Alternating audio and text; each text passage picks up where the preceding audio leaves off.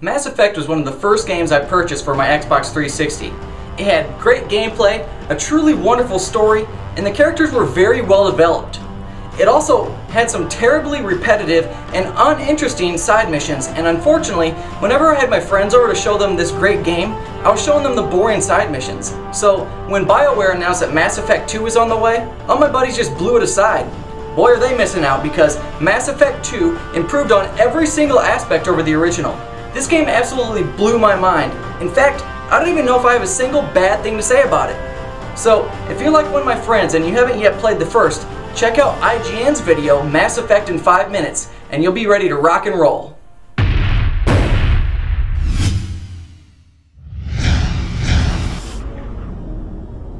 The first 5 minutes of the game are effing epic. After defeating Saren and Sovereign in the first game, Shepard is out hunting the remaining Geth in the galaxy when something terrible happens and a series of events lead Shepard to start working for Cerberus, a pro-humanity organization that was one of your enemies in the first game. It turns out an ancient race thought to be a fairy tale called the Collectors are abducting entire colonies of humans for a now unknown reason. It is later found that the Collectors are in fact working for the Reapers, so it's up to you to figure out what's going on and put a stop to it. Due to the unfortunate series of events in the beginning, Shepard's first task is rebuilding a new crew consisting of some old and a bunch of totally badass new characters. The story is absolutely the reason to play this game. It hooks you from the start and you'll actually care about every single character that you run into.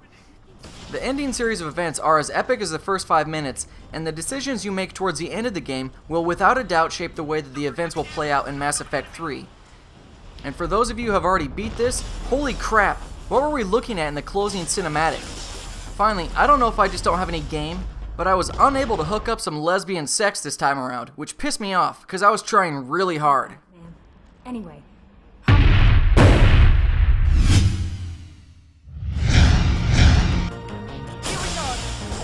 From start to finish, Mass Effect 2 took me 27 hours to complete, and that included doing every side quest. I didn't max out my skills and obtain all the equipment, but after you beat the game, you're given the opportunity to continue playing, or you can restart the game and import the character you just played with to continue to max them out with some additional starting money and apparently some additional powerful bonuses.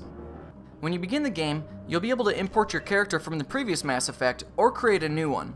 It's pretty cool how BioWare worked this out, because if you have a new character, you're presented with some dialogue options that let you set up the key events that would have happened in the previous game, like saying who you sacrificed at Saren's lab and who you chose to lead the Alliance. This time around I played the PC version of the game, so I was not able to import my Shepard.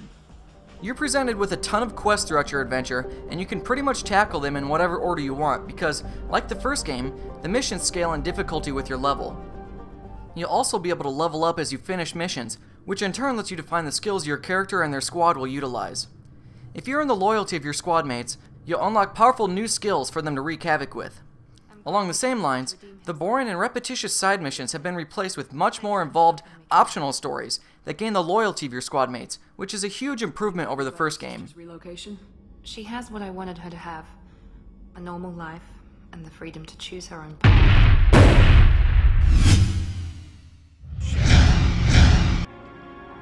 I thought you were dead. Mass Effect 2 brings you a 50-50 blend of story and dialogue and epic third-person combat. Improvements have been made to the combat system, specifically in the quality of the AI. Much less seldom than the first game did I need to issue commands to them. They were always firing up their special abilities and shooting the proper targets. To issue commands, you're presented with a menu similar to the first game in Dragon Age Origins, which means that often in combat you'll be pausing the game to fire special abilities. The inventory management system has been drastically improved upon as well. Managing your weapons, armor, and equipment in the original was a pain in the ass. This time around, you'll find upgrades to your weapons and research components that you bring back to your ship to modify your gear. You'll need to scan various planet surfaces to obtain the components necessary to upgrade your gear, which can get slightly repetitive after a while, but it's totally worth it because the upgraded gear can turn the tide of battle in your favor. Before each mission, you get to select the weapon loadouts of Shepard and your crew, and in the Normandy, you have the ability to set up which pieces of armor you want to wear. The new system is dramatically easier, which really lets you concentrate on the great story.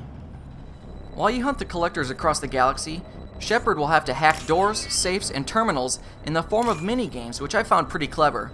You'll even get a chance to blast a few space rats if you make your way to the Krogan homeworld. Finally, in addition to the Paragon and Renegade options in the dialogue, you'll have the option to press a button at key times to execute Paragon and Renegade actions during these sequences, which greatly affect how the rest of the events are going to play out. And usually, the Renegade actions are pretty awesome. I've got nothing more to say to you. If you shoot me, my...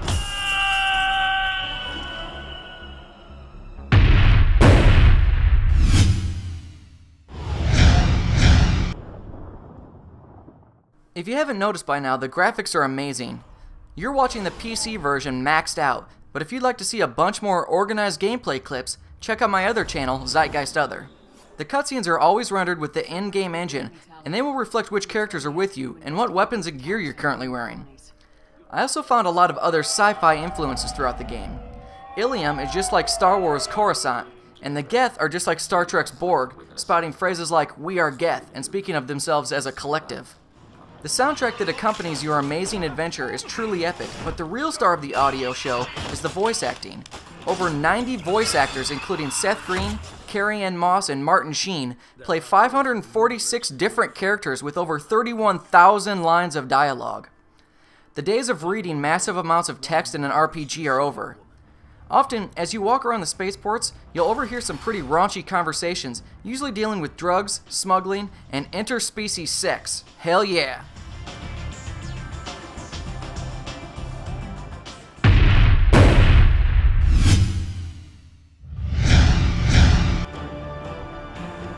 What can I say besides Mass Effect 2 was amazing? If skipping work to play this game all day was an option, you bet your ass I would have been all over that. All in all, the gameplay is much more fun than the first game. There are no repetitious side quests, the graphics have taken a step up, the story is truly immersive, and I really cared about every single character. What's great is that you can play your character however you want. In terms of, say, Dungeons & Dragons alignments, I'd have to say my Shepard was chaotic good. I always did the right thing, and am for the most part compassionate, but I do it my own way, whether or not the law agrees with it. How will you play your Shepard? Let me know below. Thanks for watching. Don't forget to subscribe to my channel and register at ZeitgeistGameReview.com.